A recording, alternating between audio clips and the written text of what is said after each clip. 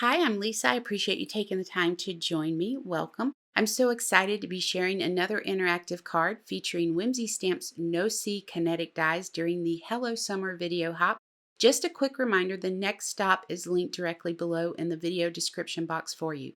Now, I've used these dies in the past and I've had several comments saying these dies are intimidating, but I'm hoping by the end of this video I'll have shown you how easy they are to use, and I have a few tips to share with you. Now, I will be giving you more information on the video hop shortly, but for now, let's get started. To save some time, I did a little bit of prep work. I have a 3.5 by 8.5 inch card panel here. I ran the No C Kinetic dies through my die cut machine with heavyweight white cardstock. I used the Cloud Edger die to cut out the panel on the right. That panel measures 5.25 inches long, and at the widest points, it's 2 3/8 of an inch wide. Now, the first thing that I want to do is airbrush the background for my card, and I made my DIY stencil by running that same Cloud Edger die through my die cutting machine with masking paper. I'm using my Copic Refill in the color B24. A few drops in this rechargeable airbrush will last. Now, you can easily use your blender brushes to create your background. You don't need this airbrush to do this. I have this airbrush for a couple of reasons. The very first reason that I bought it, the main reason, was that I wanted to replace canned air I was using to create alcohol ink backgrounds. So I used the air to push the ink across the Yupo paper. I feel like not only am I doing my physical health a favor by not using canned air, but I'm also doing the environment a favor by ditching that canned air and replacing it with a rechargeable airbrush. And never mind that money I'm saving. So airbrushing just gives you a softer, smoother look every time as opposed to the blender tools. I still use my blender tools regularly, but whenever I can, I use the airbrush. Now, the airbrush might be a great alternative for someone who has had a hand injury or arthritis. For both of those, that's me. So it's proving to be very beneficial for me. Now the background is done and I'm moving on to the smaller die cut panel. And you could skip cutting the edge of this panel with that Cloud Edger die, but I love that little extra detail that it adds to the card. And when I use this technique with this DIY stencil, I'm moving that stencil back and forth to get a different look each time I airbrush or blend the next row of clouds. While I finish this up and airbrush the butterflies, I'm going to quickly give you the details on this hop. You have until Monday, June 21st at 11:59 p.m. Eastern Time to leave a comment at each stop. You do have a chance to win a $25 gift certificate from the Whimsy Stamps online shop. Now, I mentioned earlier the next stop in the hop is linked below for you. The winner will be announced on June 23rd on the Whimsy Stamps YouTube channel in the description box of the Hello Summer Hop video. So please be sure that you're getting notifications. If you win, I don't want you to miss out on that announcement. I do reply to your comment with a congratulations in the hopes that you're going to be notified. So quickly, I airbrushed the butterflies with my Copic Refill Y21 plus Tim Holtz alcohol inks in the colors Coral, Patina, and Lettuce. So as I mentioned earlier, this airbrush is rechargeable. It comes with a USB cable to charge it, plus 4 cleaning brushes, a wee little wrench for making adjustments, and then 2 different size cups that screw on the top to hold your inks. Now the silver knob on the back that you see there, you turn that to adjust your airflow. And this is a dual action airbrush. So all that means is that you can push down on the trigger to start the airflow, and when you pull back on the trigger, that's going to start the ink flow. Cleanup is very easy with this. I use alcohol. Now you simply unscrew the airbrush from the compressor to store it in the original box. So for the price, it's a really nice airbrush that takes up very little space in your craft room. Now that we're done airbrushing all of our butterflies, so all we have now is to assemble the card. I used the medium-sized Kinetic curved die, decided exactly where I wanted it, ran it through the die cut machine. That part is real easy. Next up, we're going to play around with the pull tab here, decide which one of those holes we need to use to hold our foam dot, and that's going to hold this in that track so that it stays in place when it's being pulled and pushed on. So I'm going to go ahead, take one of the die cut circles and put a little black foam adhesive in the center of the circle, run it through the back side of the track.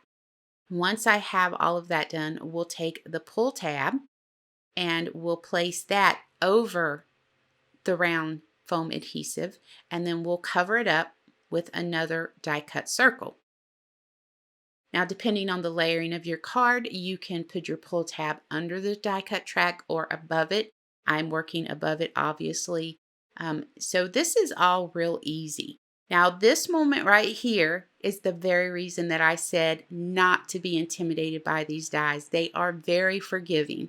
So I realized after placing that circle in that first track there, it wasn't going to work. The pull tab is too long and I can see the cut circles when I pull down on it. Not a problem. I'll take another circle and foam dot, move it down to the bottom hole here, place that foam dot through the back of the track and place the circle on top of it. Then I'm just going to take my scissors and snip the top part of that pull tab off. It won't hurt it at all. Now I also realized that I could have easily used the smallest curved and probably avoided that.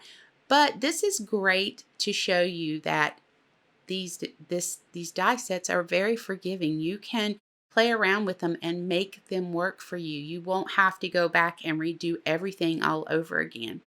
So now, as you can see here, this is going to be a little bit too short. If we push it all the way up to the top of that slide track, you're not going to be able to reach in there and grab that tab.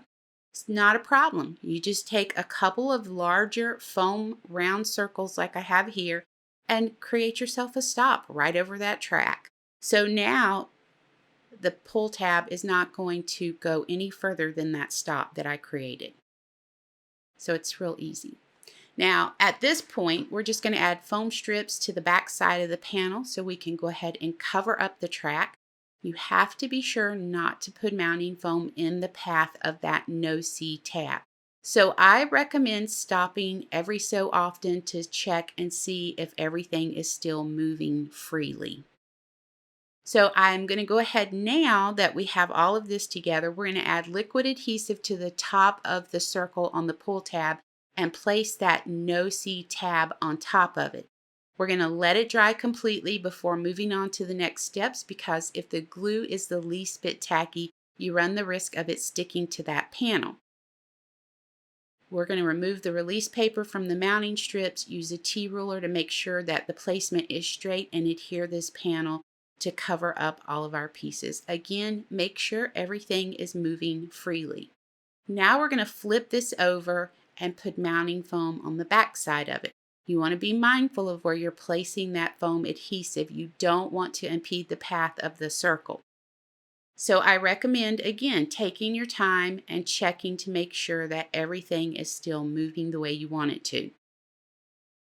So now it's just a matter of folding that no-see tab over and adding liquid adhesive to the top of it and then placing the butterfly on top of that.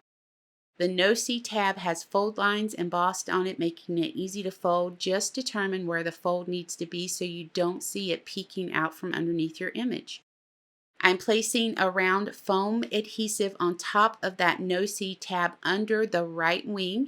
It just makes it pop that wing up a little bit. It also gives it a little bit more stability. So I'm going to remove the release paper from the mounting foam on the back of the panel. I'm going to add it to a heavyweight cardstock base. I'm using 110-pound Neenah Avalanche White. I played around with the placement of the butterflies, and we're going to just go ahead and finish wrapping this up now. So I thought it would be fun to use that green butterfly as my pull tab. So I just added that to the pull tab with some liquid adhesive, and it seems to be working out just fine. I also did some die cutting with some small clouds and stamped that sentiment thinking of you. Now, I do have friends stamped on the pull tab. When you pull it down, you'll be able to see it. I added some sequins to finish this off. Now I'm going to give you a quick look at this in action. I hope you enjoyed the card process. Let me know what you think about it in the comments below. All the products are linked directly below for you. We really do appreciate you joining us for the video hop. Remember, the next stop along the hop is linked below for you. And until next time, please take care.